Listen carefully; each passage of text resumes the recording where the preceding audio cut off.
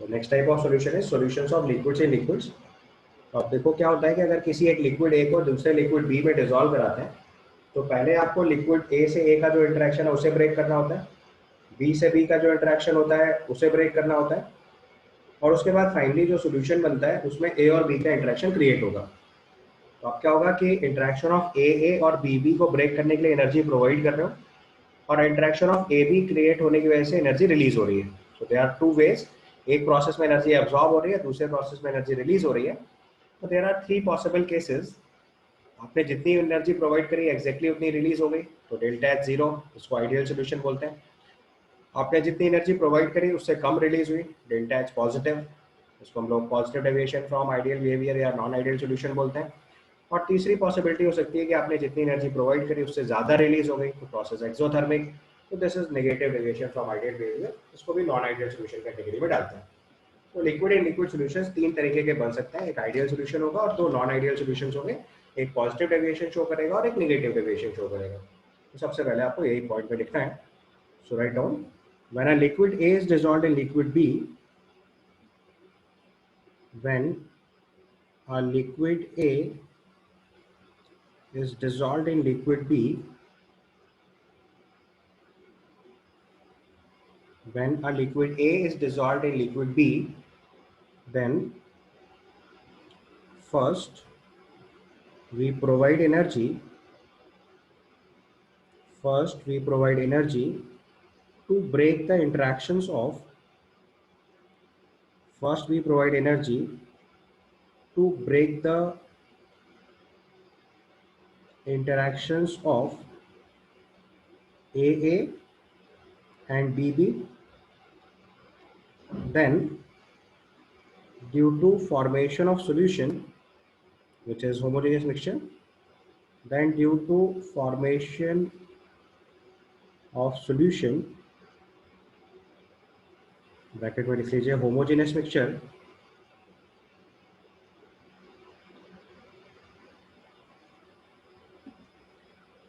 energy is released because of interaction of A with B. Energy is released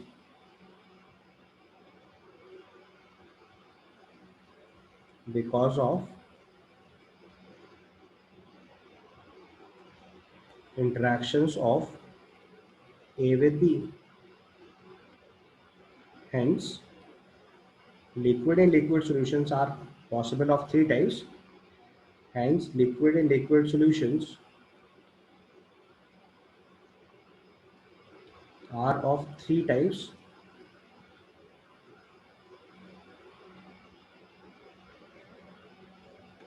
Yeah, or better to say, we can say liquid and liquid solution.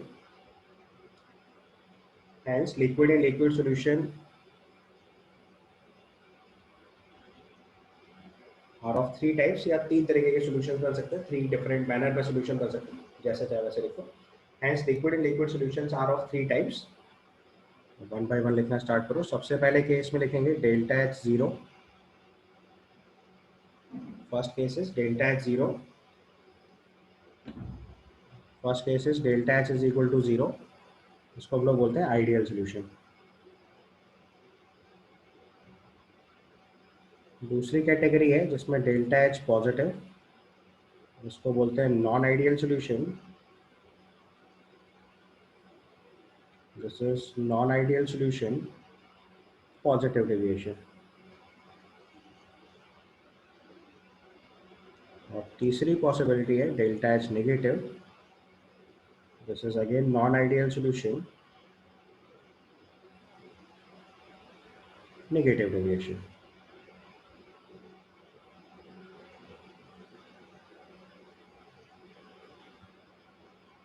Non ideal solution, negative deviation.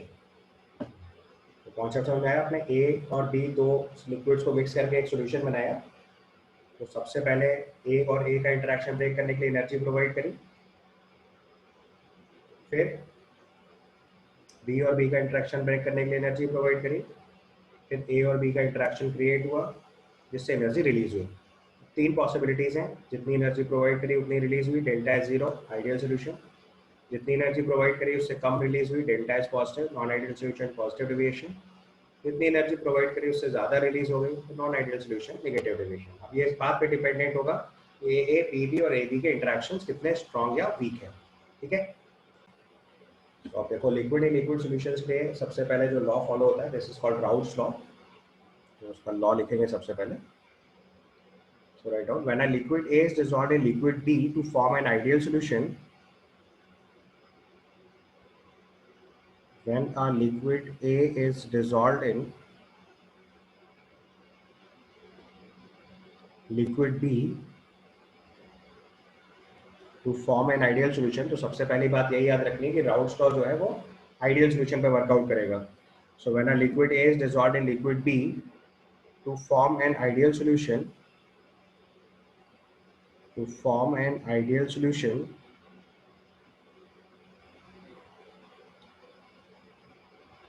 then vapor pressure of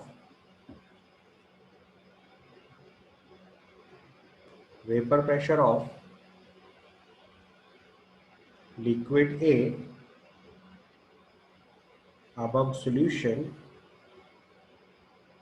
PA is equal to XA into PA naught. PA is equal to XA into PA naught, and vapor pressure of liquid B above solution, vapor pressure of liquid B above solution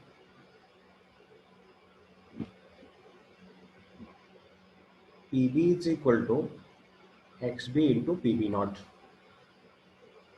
Above solution PB is equal to XB into PB naught. ठीक है, तो अब यहाँ देखो दो term लिखे मैंने XA XB और PA naught PB naught, उसका मतलब लिख लेना है where XA and XB are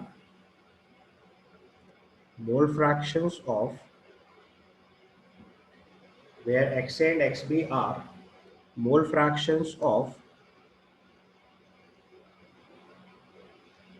liquid A and liquid B in liquid phase, या better to say solution,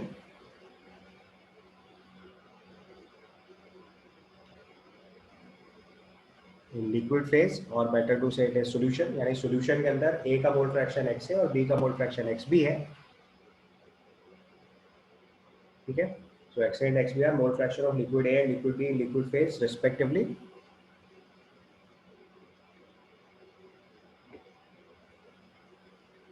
और PA naught PB naught जो है वो vapour pressure of pure liquid A and pure liquid B है। So PA naught and PB naught are vapor pressure of pure liquid A and pure liquid B respectively.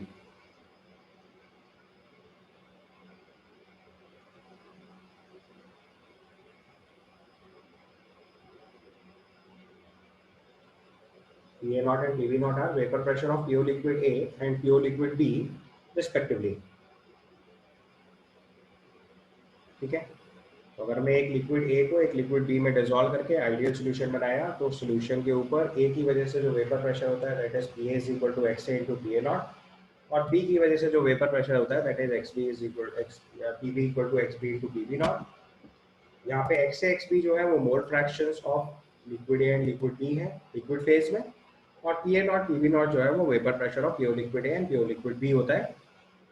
और हम जो XA into PA naught PA is equal to XA into PA naught या PB equal to XB into PB naught लिखते हैं, इसी को बोलते हैं राउल्ट्स लॉ। ध्यान रखना है आइडियल सॉल्यूशन के लिए एप्लीकेबल है। ओके,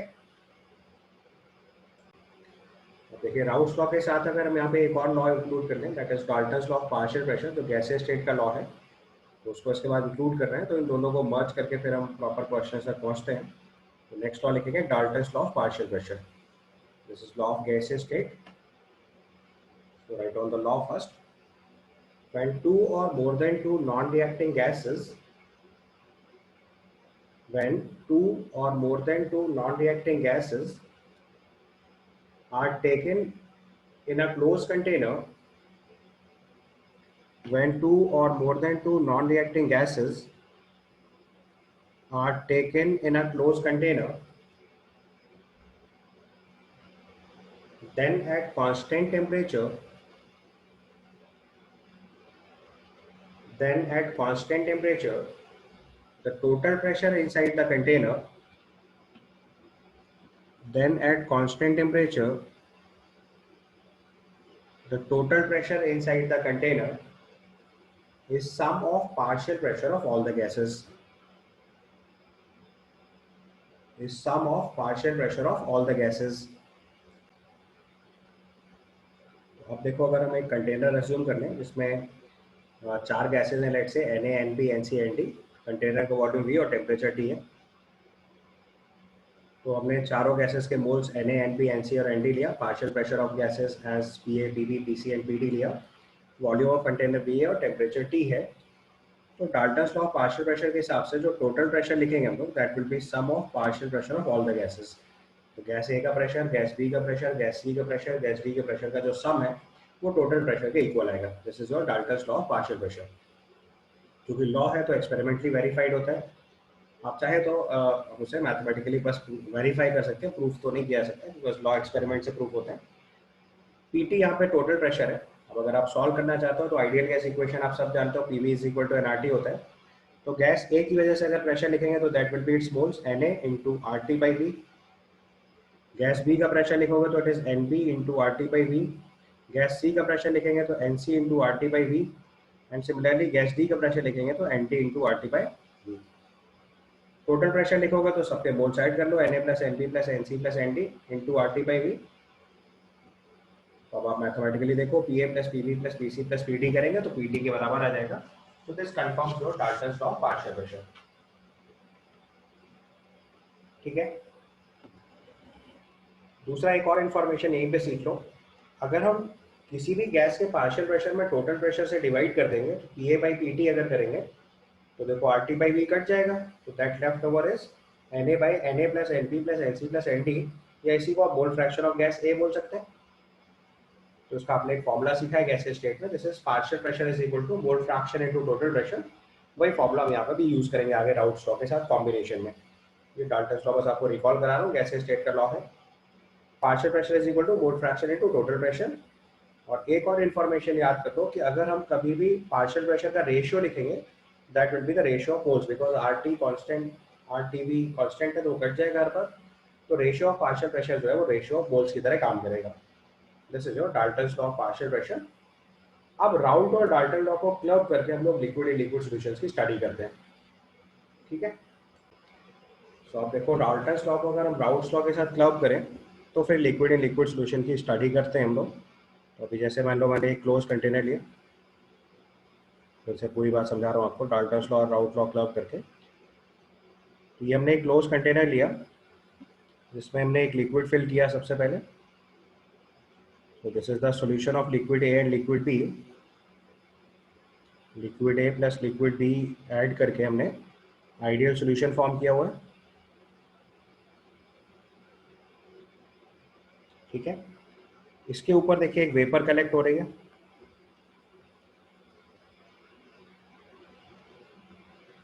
क्योंकि दोनों लिक्विड जो है वो नॉन रिएक्टिंग है, तो जो वेपर वाला पार्ट है उस पर डाल्टन्स लॉ काम करेगा और जो लिक्विड वाला पार्ट है उस पर राउट्स लॉ काम करेगा। तो सबसे पहले अगर हम अकॉर्डिंग टू राउट्स लॉ लिखेंगे, according to Raoult's law P A was equal to X A into P A not and P B is equal to X B into P B not. और X A X B mole fraction है तो X A plus X B की value 1 होगी। ये तो हमने routes law से निकाला। अब इसी पे अगर डाल्टन्स लॉ अप्लाई कर दें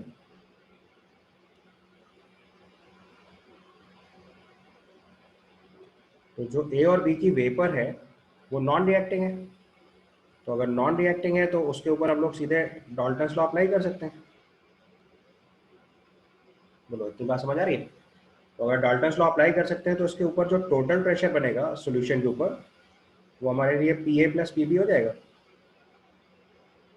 यहाँ पे जो पी टी है वो टोटल प्रेशर अबव सॉल्यूशन हो गया, total pressure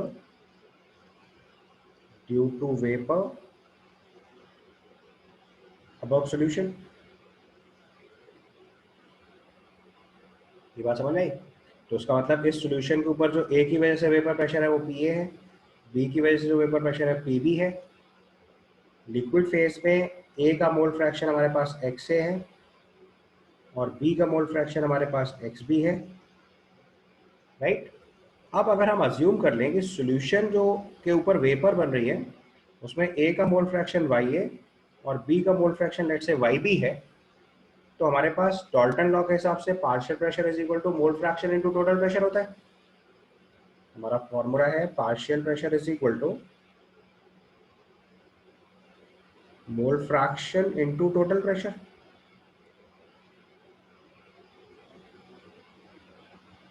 mole fraction into total pressure. तो पार्शियल प्रेशर ए का कितना है पी ए, मोल फ्रैक्शन कितना है की वजह से एक्स ए, टोटल प्रेशर कितना है पी टी। एक formula.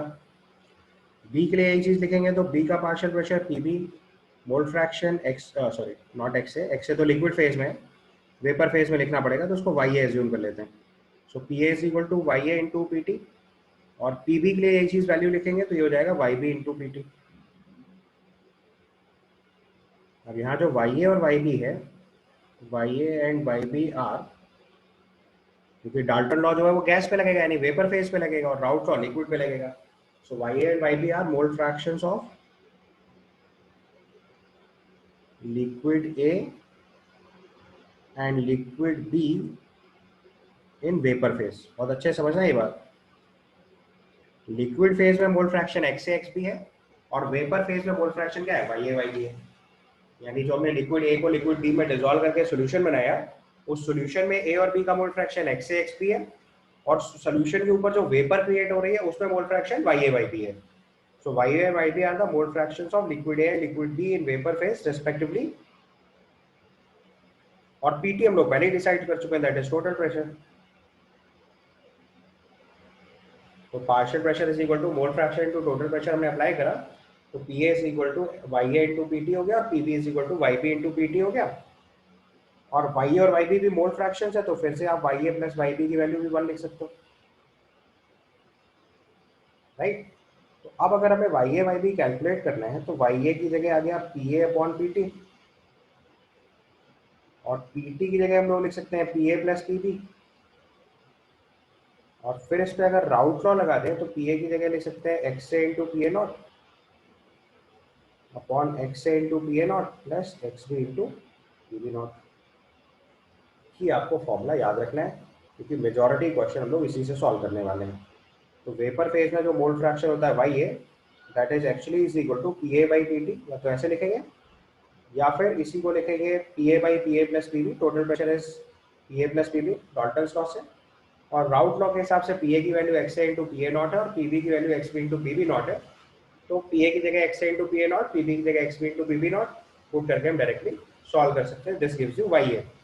Similar formula Y B के लिए भी बना सकते हैं बिल्कुल आइडेंटिकली। तो that because P B by P T और पी ए और पी बी की वैल्यू सब्सटीट्यूट करोगे तो आपका सेकंड इक्वेशन भी आ जाएगी। एक फॉर्मूला याद रखोगे तो वाई बी निकालने के लिए 1 माइनस वाई ए करके भी सॉल्व कर सकते हैं, चाहो तो दूसरा फॉर्मूला भी लिख सकते हो। ओके।